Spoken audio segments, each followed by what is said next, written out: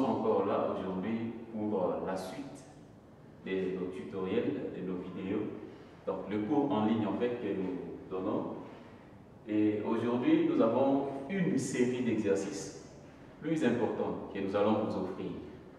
Et cette série d'exercices est spécialement dédiée à Carnel Sodolo. Il est étudiant en génie civil à l'école supérieure Les Faucons au Bénin.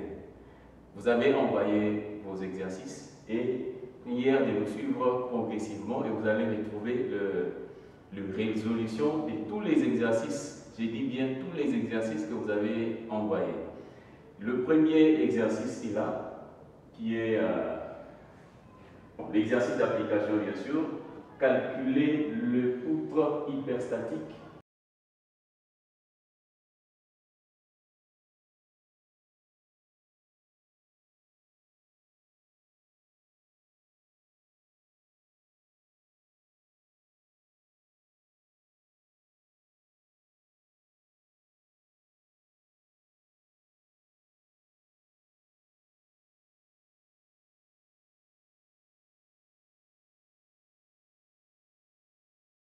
Nous sommes là, notre exercice est là.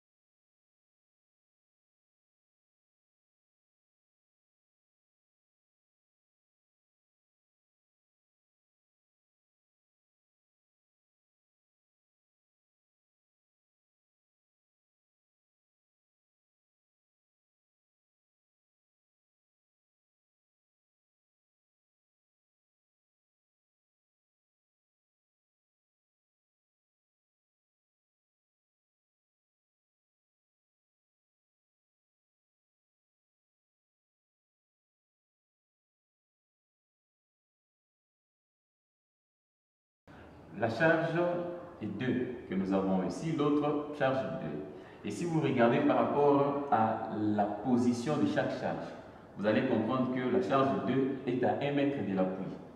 La charge 2 est à 1 mètre de l'appui. Et au milieu, la charge est aussi de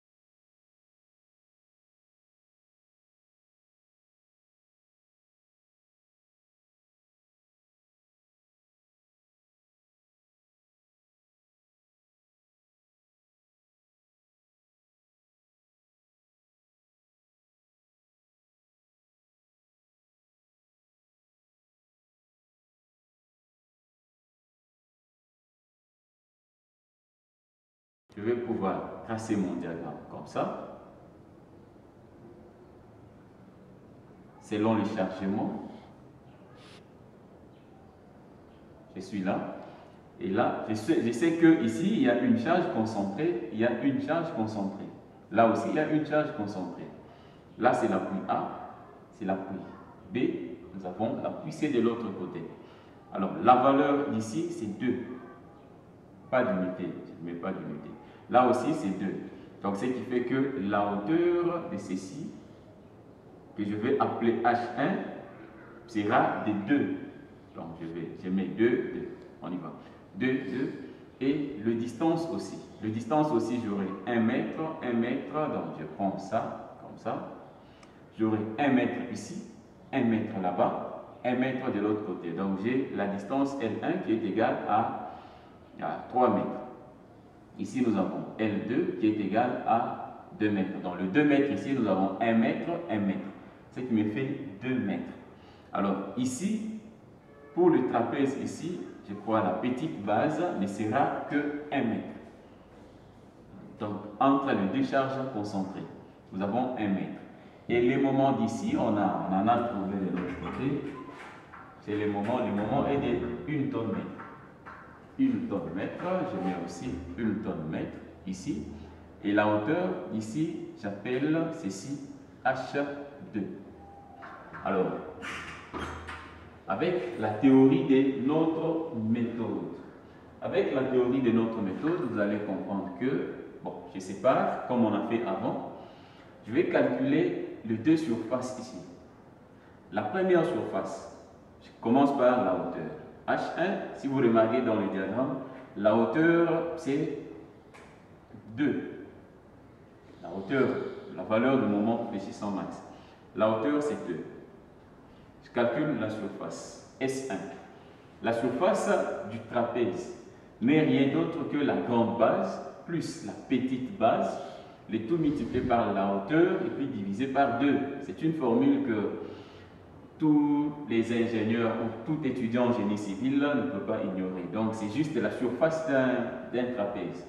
Alors on aura la grande base chez moi, c'est 3. Donc je peux faire L comme grande base plus la petite base. Là, c'est la valeur de A. Nous avons la valeur de A ici. La valeur de A divisé par 2. Je peux multiplier par la hauteur, c'est H1. Nous avons H1. Donc, c'est ça en fait la surface de ces trapèzes ici. Et vous allez, je vais remplacer chaque lettre par sa valeur. On va retrouver L, c'est 3, plus 1, A égale à 1, multiplié par H1, on a calculé H1 ici, nous avons 2, et tout divisé par 2. Je peux annuler les 2, et là, S1 va me donner 4. Là, c'est la valeur de S1 que nous venons de trouver. Alors, après S1, je peux calculer Xi1. Xi1 dans cette méthode, Xi1, on a dit, c'était la distance du centre de gravité de la surface par rapport à l'appui extrême. Donc le milieu, le trapèze est symétrique, je crois le milieu est là, et la valeur de Xi,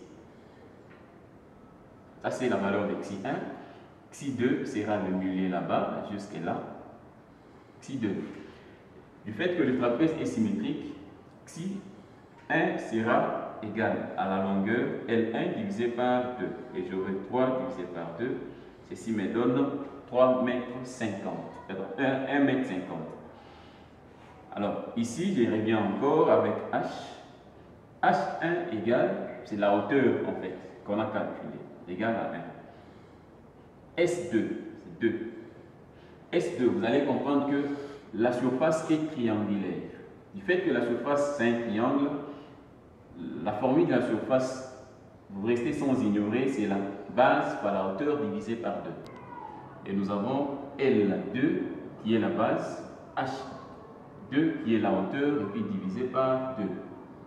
Je remplace ça, je trouve L2 c'est 2, la hauteur H2 c'est 1 divisé par 2, et là je trouve 1. 1 c'est ça la surface en fait S2. Pour Xi2, Xi2, le triangle aussi est symétrique. Et si les triangles est symétrique, la charge s'applique au milieu. Donc, si 2 sera aussi la moitié de la distance, L2. Donc, j'aurai L2 divisé par 2 égale à 2 divisé par 2 et je trouve 1. Voilà. J'ai toutes mes valeurs qui peuvent me permettre de calculer l'équation maintenant, de formuler l'équation de 3 moments. Alors, formulons ensemble l'équation de 3 moments sur base de ces données ici. Alors, on y va. Pour l'équation de 3 moments, on commence toujours par la première longueur. La première longueur qui est L1. L1 multiplié par le premier moment dans le premier appui, qui sera A, L1 MA plus 2 fois L1 plus L2, moment B, ok, je suis là, plus pour l'autre, j'aurai L2 MC égale à moins 6 facteur de S1 Xi1 divisé par L1 plus S2 Xi2 divisé par L2. Ça, c'est l'équation de 3 moments pour les appuis successifs tels que A, B, C. Nous sommes là. Alors, je crois que vous restez sans ignorer que les moments dans un appui extrême, simple et nul. Donc, ces moments ici est nul. Je crois qu'on n'a pas de porte-à-faux ici. Les moments est nul, je peux annuler ceci. Les moments est nul, C aussi est nul, ce sont des appuis extrêmes. J'annule. Et ici, j'aurai 2 fois L1. L1, c'est 3. Plus L2, c'est 2. MB égale à moins 6 facteur de S1. S1, on a calculé. S1, si vous regardez, c'est 4 multiplié par Xi1. Xi1, c'est 1,5.